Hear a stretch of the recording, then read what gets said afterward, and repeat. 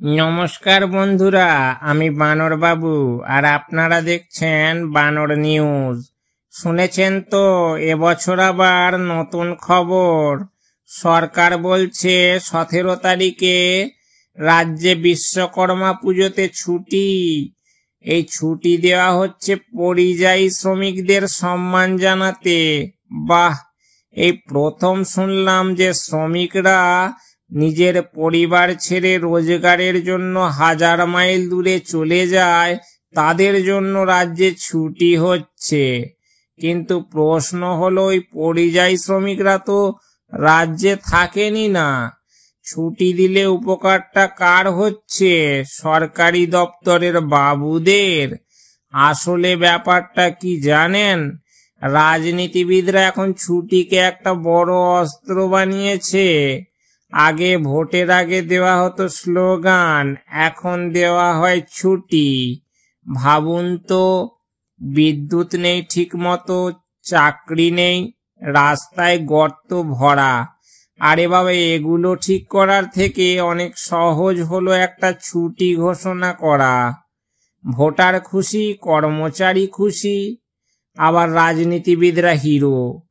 বিশ্বকর্মা ঠাকুরকে সম্মান, আহা ভালো কথা। কিন্তু যে পরিযায়ী শ্রমিকরা বিহার, ঝাড়খণ্ড, আসাম, এমনকি দিল্লি, মুম্বাইতে ঘাম ঝরাচ্ছে, তারা তো এই ছুটি পাবে না।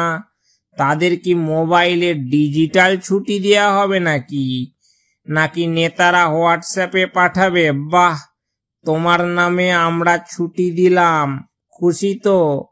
রাজ্যের লোক আবার বলে, দাদা ছুটি পেলে খুশি হই, ঠিক আছে, কিন্তু ছুটি দিয়ে যদি রাজনীতি চলে তাহলে কালকে হয়তো লালবাতি দিবস বা চা দোকান দিবসও পাবেন।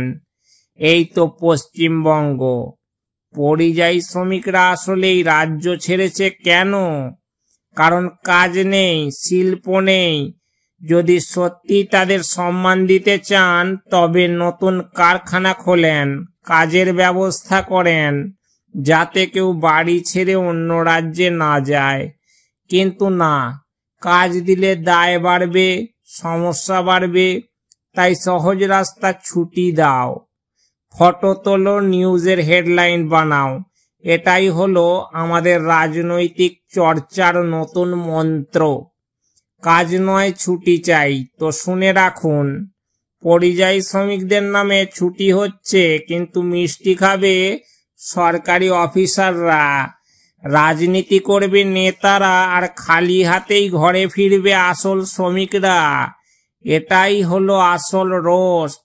তো কিছু বলার থাকলে অবশ্যই কমেন্ট বক্সে কমেন্ট করবেন, আর ভিডিওটা ভালো লাগলে একটা লাইক দেবেন।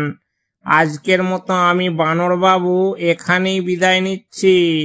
দেখা হবে পরের কোনো গরম খবরে। ততক্ষণের জন্য টাটা, বাই বাই।